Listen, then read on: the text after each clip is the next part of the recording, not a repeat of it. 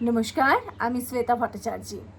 আজকের এই ভিডিওটা এনেছি তোমাদের সামনে এমন একজন মা হয়ে, যে মা ওয়ার্কিং, আবার সেই মা নিজের সন্তানকেও যথেষ্ট সময় দিতে চায়, তার দায়িত্ব যথেষ্টভাবে চেষ্টা করে পালন করার। এটা আমার নিজের স্টোরি, আর আমার মনে হয় যে এই স্টোরির সঙ্গে তোমরা অনেকে কিন্তু রিলেট করতে পারবে। দেখো, মা মানে এই জার্নিটা কিন্তু চ্যালেঞ্জে ভরা, সেটা ওয়ার্কিং মম হোক কিংবা হাউসওয়াইফ মম হোক, চ্যালেঞ্জ কিন্তু কোনোভাবেই শেষ হয় না। কিন্তু আজকে এই ভিডিওটা স্পেসিফিকভাবে আমি ওয়ার্কিং মায়েদের কথা বলবো, তার কারণ আমি নিজের ওয়ার্কিং মম, আর আমি যেহেতু প্রতিটা চ্যালেঞ্জ ভীষণভাবে ফিল করেছি, সেই চ্যালেঞ্জগুলোকে কাটিয়ে কিভাবে জীবনে এগিয়ে চলেছি সেই গল্পটা তোমাদের সঙ্গে শেয়ার করব। পুরো গল্পটা শেয়ার করা সম্ভব হবে না একটা ভিডিওতে। আজকের এই প্রথম পার্টটা তোমাদের সঙ্গে শেয়ার করব, আর আগামী দিনে আরও অনেক কিছু এই বিষয় নিয়ে তোমাদেরকে জানাবো। শুরুটা করছি। তোমাদেরকে আমি আগেও বলেছি মনে হয় যে আমি পেশায় একজন সাংবাদিক, এবং তোমরা জানো যে একজন জার্নালিস্টের লাইফস্টাইল কেমন হয়। টিম যখন হয় তখন ভরা কোভিডের সময় ছিল, তো তার দরুন আমি একটু অপশন পেয়েছিলাম ওয়ার্ক ফ্রম হোম করার জন্য। যদিও বা আমাদের প্রফেশনে ওয়ার্ক ফ্রম হোম, যদি তুমি ফিল্ড রিপোর্টার হও, ফিল্ড জার্নালিস্ট হও, সেটা অলমোস্ট ইম্পসিবল। কিন্তু সেই দরুন যেহেতু আমি প্রেগনেন্ট ছিলাম, তো আমার কাছে একটা অপশান এসেছিল নিউজ লেখার, মানে ফিল্ডে না গিয়ে নিউজ লিখতে হবে, যেটা ডেস্ক জব বলে আমরা অনেকে জানি, মানে তোমরা অনেকেই জানো। তো সেই মতো কিন্তু কাজ শুরু করেছিলাম। আমার সেই সময় মনে হয়েছিল যে সেই কাজটা করাই খুব ভালো হবে, তাতে করে কোভিডের যেহেতু সময় আমিও সুরক্ষিত থাকবো এবং আমার সন্তান সুরক্ষিত থাকবে। আর দেখো, যখনই সন্তান গর্ভে আসে তখন কিন্তু মায়েরা অটোমেটিক্যালি দুজনকে নিয়ে ভাবতে শুরু করে, তাদের কিন্তু পরিচয় দুটো হয়ে যায়, ডুয়াল আইডেন্টিটি কিন্তু সেই মায়ের তৈরি হয়ে যায়। সুতরাং সেইভাবে কাজ করছিলাম, এবং যখনই কোভিডের যে প্রভাব কমতে থাকলো, টিমের জন্ম হয়ে গেছে তার মধ্যেই 2020 সালে, যখন কোভিড একেবারে পিকে ছিল, সেই সময় টিমের জন্ম। তারপরেও আমি বাড়ি ফিরে, মানে হসপিটাল থেকে টিমকে নিয়ে বাড়ি যখন ফিরেছি, আমি ওয়ার্ক ফ্রম হোমটাকে কন্টিনিউ রেখেছিলাম। তারপর আমার কাছে আবার অপশন আসলো বাইরে গিয়ে কাজ করার। সেই সময় টিমের স্কুলে ক্রেশের ব্যবস্থা ছিল, তো সেইভাবে ও কিন্তু গোটা বিষয়টা ওকে ক্রেশে দিয়ে বাড়িতে রেখে, মায়ের কাছে রেখে, এইভাবেই ম্যানেজ করে ফিল্ড ওয়ার্কটা আবার শুরু করলাম। প্রচণ্ড প্রচণ্ড চ্যালেঞ্জ। আর যেহেতু তুমি নতুন মা, এটা নিশ্চয়ই আমার মতো অনেক মায়েদেরই ইচ্ছে থাকে যে সব কাজ বাচ্চা নিজে করব, নিজে দায়িত্ব নিয়ে সব কিছু করব, সব কিছু একেবারে পারফেক্ট হবে, আর আমার থেকে ভালো আমার বাচ্চার জন্য আর কেউ করতে পারবে না। তো সেই জিনিসটা আমারও হয়েছিল। সবসময় মনে হতো যে আমিই তো বেস্ট করতে পারবো, কে কি করতে পারবে, আমাকেই করতে হবে, এটা আমাকে দেখতে হবে, ওটা আমাকে দেখতে হবে। আর তার সঙ্গে ওয়ার্ক কমিটমেন্ট, এবং প্রত্যেকটা জবের মতোই তোমরা জানো যে জার্নালিজম কতটা একটা চ্যালেঞ্জিং জব, এবং প্রত্যেকটা খবর আমাদেরকে দেখে শুনে বারবার কনফার্ম করে করতে হয়, নাহলে কিন্তু বড়সড় বিপদও আমাদের উপর আসতে পারে। সুতরাং সেই ওয়ার্ক কমিটমেন্ট, সেটাকে ফুলফিল করা, টিমকে দেখা। এর মধ্যে আমি তোমাদেরকে বলছি যে সবথেকে বড় চ্যালেঞ্জ কী ছিল। সবথেকে বড় চ্যালেঞ্জ আমার কাছে ছিল গিল্ট ফিলিংটাকে ওভারকাম করা, যে কিভাবে এই মম গিল্টটাকে ওভারকাম করব।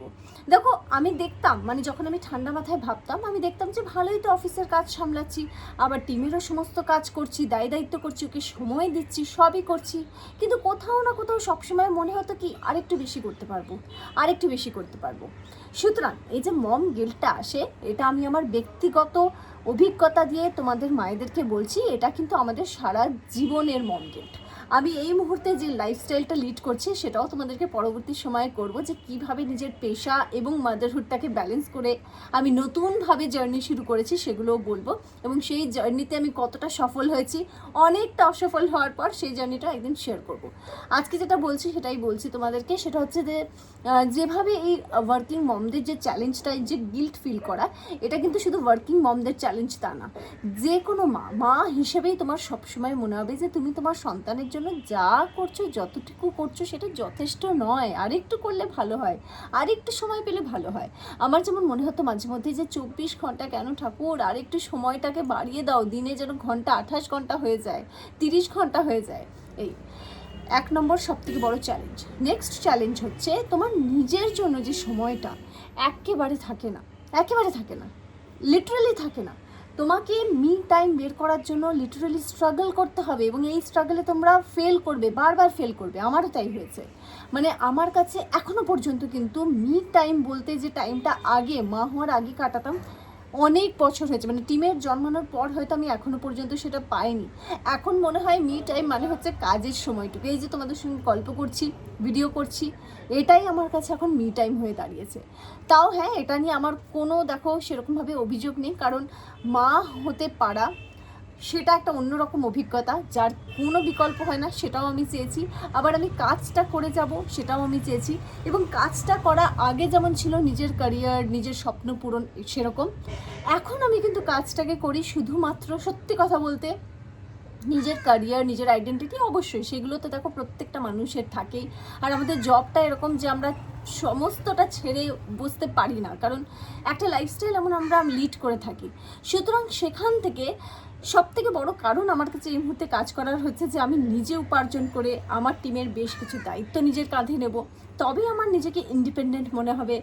টিমের জন্য গিফট কিনবো, অবশ্যই এটা রয়েছে, এটা প্রত্যেকটা মায়ের একটা ইচ্ছে থাকে। টিমের যে প্রয়োজনীয় জিনিস তার জন্য অন্যের ওপর নির্ভর না থেকে নিজে সেটা কিনবো, এইটার একটা স্যাটিসফ্যাকশন অন্যরকম। এবং আমি মাঝে ভেবেছিলাম যে আমি একটা ব্রেক নেব, এবং মানে বলতেও পারো যে খুব অল্প সময়ের জন্য সেই ব্রেকটা আমি নিয়েও ছিলাম। আর তার মধ্যেই আমি দেখেছিলাম যে টিমের জন্মদিন পড়েছিল। সেই সময় আমি রিয়েলাইজ করলাম যে আমি এরকম ব্রেক নিতে পারবো না, এবং সেই সময় প্রধান কারণ ছিল যে আমি আমার নিজের টাকায় টিমের জন্য কিছু কিনবো না, এটা হতে পারে। সেই সময় আমার কাছে আমার ব্যাংকে টাকা ছিল, যেহেতু আগের উপার্জনের টাকা, কিন্তু সেটা দিয়ে তো আর সারা জীবন আমি গিফট কিনে যাবো, আর সেটা শেষই হবে না, সেটা তো নয়। আমার এটাই মনে হয়েছিল যে এই অর্থটা শেষ হওয়ার পরে কি, তারপরে কি, মানে কোথাও না কোথাও তো একটা শেষ আছে। আর দেখো যত বড় হচ্ছে তত কিন্তু ওর যে মানে প্রয়োজন যেটা, সেগুলো কিন্তু বাড়তে থাকবে, কমবে না। তখন আমি রিয়েলাইজ করলাম যে না, মাদারহুডের আরেকটা ইম্পর্টেন্ট পার্ট আমার কাছে। আমি বলছি না যে মায়েরা বাড়িতে এই মুহূর্তে উপার্জন করছো না, তাদেরকে আমি স্যালিউট করছি, কারণ তারা এই বড় সিদ্ধান্ত নিয়েছো, এবং সবসময় বাড়িতে থেকে নিজের বাচ্চার টেক কেয়ার করা, ফ্যামিলির টেক কেয়ার করা, এর থেকে বড় কাজ আর কিচ্ছু হতে পারে না। কারণ আমরা ওয়ার্কিং মমরা তাও একটা ব্রেক পাচ্ছি এই কাজের মাধ্যমে। যেমন আমি বললাম না যে আমার কাছে এই মুহূর্তে মি টাইম মানে হচ্ছে তোমাদের সঙ্গে গল্প করা, এই যে শ্যুট করছি এটা করা। যারা ওয়ার্কিং মম নয় তাদের কাছে কিন্তু এটা বড় সড়ো চ্যালেঞ্জ, তারা ওইটুকু ব্রেকও পাচ্ছে না। মানে বুঝতে পারছো কতটা বড় চ্যালেঞ্জ, এটা কিন্তু একটা বড় বিষয়। টাইম ম্যানেজমেন্ট আরেকটা বড় বড় ব্যাপার। তুমি ভাববে 1 ঘন্টার মধ্যে যে কাজটা তুমি তোমার বাচ্চার জন্য করবে, সাপোজ খাওয়ানো, কিংবা ধরো কোনো একটা হোমওয়ার্ক করানো বা পড়ানো, তুমি দেখবে সেটা 1 ঘন্টার মধ্যে হচ্ছে না। তোমাকে নিজের কাজের সময়টা কমিয়ে আনতে হবে। এরকম ধরনের টাইম ম্যানেজমেন্ট কিন্তু করতে হবে, শিখতে হবে, একদিনে হবে না। প্রথম দিন ফেল করবে, দ্বিতীয় দিন ফেল করবে, 10 দিনের দিন নিশ্চয়ই সাফল্য পাবে। আর টাইম ম্যানেজমেন্টটা না কেউ তোমাকে শেখাতে পারবে না, এটা একটা আর্ট যেটা তুমি নিজের থেকে নিজেকেই শেখাতে পারবে বা অটোমেটিক্যালি চলে আসবে। ওয়ার্ক প্রেশার সামলানো, মানে ধরো ডেডলাইন সামলানো, তার সঙ্গে টিমের যে নিডগুলো সেগুলো সামলানো। রাইট নাও আমি যেভাবে কাজ করছি, যেটা তোমাদেরকে বললাম যে আমি শেয়ার করব পরবর্তী সময়, সেটা আমার কাছে এই মুহূর্তে অনেকটা ফ্রিডম। আমি এখন নিজের বস নিজেই, সেটা কিভাবে সেটাও তোমাদেরকে বলবো। আমাদের প্রফেশনে জার্নালিস্ট হয়ে নিজের বস নিজে হওয়াটা ভীষণ বড় একটা সাফল্য, অন্তত আমার কাছে। কারণ আমাদের জবে সবসময় ডেডলাইনের পিছনে আমাদের ছুটতে হয়, লাইক ব্রেকিং নিউজ কভার করা, খবর ব্রেক করা একটা বড় সড়ো দায়িত্ব, এবং তার মধ্যে কিছু কমতি খামতি থাকলে কিন্তু খারাপ ঝুলছে, এরকম একটা ব্যাপার। সুতরাং তোমাকে খুব কেয়ারফুল থাকতে হবে। তুমি তোমার কাজটা কিভাবে করছো, কিভাবে টাইম ম্যানেজ করছো, এটা তো রয়েছেই, তার পাশাপাশি তোমাদেরকে বড় সড়ো সিদ্ধান্তও কিন্তু নিতে হবে। সেই সিদ্ধান্তগুলো তোমাদেরকে ভেবে নিতে হবে যে তুমি আর একা নও, তোমার ওপর আরেকজনের দায়িত্ব রয়েছে। এটা কিন্তু তোমাকে কেউ চাপিয়ে দেয়নি এই দায়িত্ব। মা হওয়ার সিদ্ধান্তটা একেবারে তোমার নিজে, আমার নিজে। এইভাবেই বিভিন্ন ধরনের চ্যালেঞ্জ, নিজেকে নিজে মোটিভেট করা, বারবার ধম করে পড়া, আবার উঠে যাওয়া, এটাই মাদারহুড জার্নি। আর এটার মধ্যেই সবথেকে বড় চ্যালেঞ্জ ওয়ার্কিং মম হিসেবে হচ্ছে গিল্ট ফিলিং, তার টাইম ম্যানেজ করাটা, নিজের জন্য সময় বের করাটা। তবে আস্তে আস্তে সব কিছু হয়ে যাবে, একেবারে ধৈর্যের সঙ্গে করবে, সব কিছু হয়ে যাবে। আজকের ভিডিওটা এখানে এন্ড করছি, নাহলে খুব বড় হয়ে যাচ্ছে ভিডিওটা। আবার নেক্সট ভিডিওতে তোমাদের সঙ্গে আরও অনেক গল্প হবে। তোমরাও যদি কোনো টপিকে গল্প করতে চাও তাহলে অবশ্যই আমার অভিজ্ঞতা জানতে, তোমাদের অভিজ্ঞতা জানাতে, কোন টপিকের উপর আলোচনা চাইছো যদি আমাকে কমেন্ট করে জানাও, খুব ভালো হয়। চলো আবার দেখা হবে নতুন একটা ভিডিও নিয়ে। খুব ভালো থেকো, খুব ভালো রেখো। বাই।